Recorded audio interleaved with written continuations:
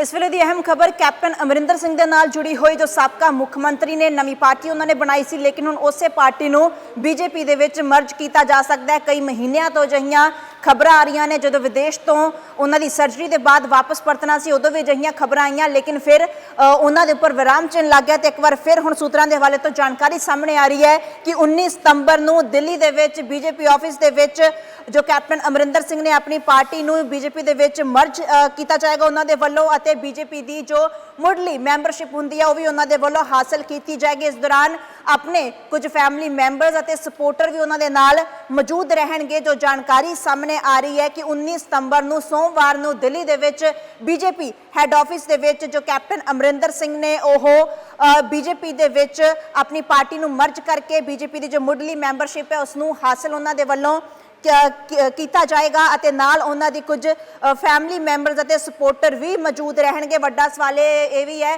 कि की परनीत कौर भी इन्हां दे विच शामिल होणगे, ये सवाल लगातार बनिया होया है। होर जानकारी लिए मेरे सहयोगी अजय झा फोन लाइन पर मौजूद ने। अजय, क्या कुछ जानकारी मिल रही है इस बारे में? काफी समय से ऐसी खबरें आ रही थी, लेकिन क्या अब इनके ऊपर मुहर लग पाएगी?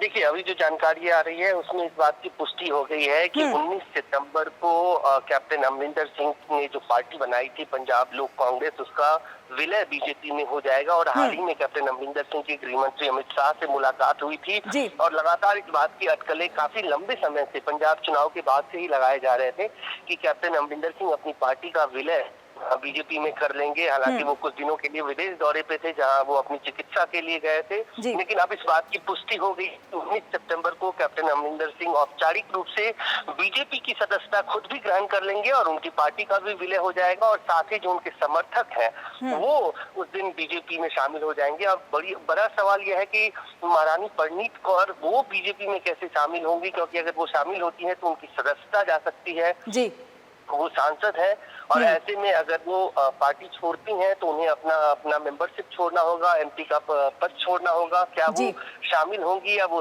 उस वक्त बाहर रहेंगी? लेकिन कैप्टन अमरिंदर सिंह और उनके समर्थक 19 सितंबर को बीजेपी में शामिल हो जाएंगे। जी, जानकारी शुक्रिया। सो कैप्टन अमरिंदर सिंह अपनी पार्टी जो उन्होंने बनाई सी उसनूं मर्ज किया जाएगा बीजेपी दे विच अते खुद बीजेपी दे विच शामिल होणगे। वड्डा सवाल इत्थे ये बनिया होया कि की महारानी परनीत कौर जो कैप्टन अमरिंदर सिंह दे पत्नी ने एमपी ने कि वो भी बीजेपी ज्वाइन करेंगे। जो जानकारी सामने आ रही है कि कुछ परिवारक मैंबर इस दौरान मौजूद रहेंगे अते कुछ सपोर्टर भी उत्थे मौजूद रहेंगे जदों यह मर्ज किया जाएगा उन्होंने पार्टी नूं बीजेपी च शामिल होणगे कैप्टन अमरिंदर सिंह उस दौरान। लेकिन लगातार कई महीनों तो जदों तो कांग्रेस तो वख होए ने कैप्टन अमरिंदर सिंह, उदों तो ये सवाल उठ रहा है कि महारानी परनीत कौर का रुख की रहेगा। हालांकि जो पंजाब कांग्रेस उन्होंने लगातार कहा जा रहा है कि महारानी परनीत कौर कांग्रेस का हिस्सा ही नहीं ने, वो अपनी मैंबरशिप छड्डण ते कांग्रेस नूं पक्के तौर पर उपर अलविदा कह जाण, अजिहियां गल्लां राजा वड़िंग ने भी कईयां ने। लेकिन हाले तक कोई अजिहा रुख परनीत कौर का दिखाई नहीं दिता। तो हुण 19 सितंबर के उपर निगाह ने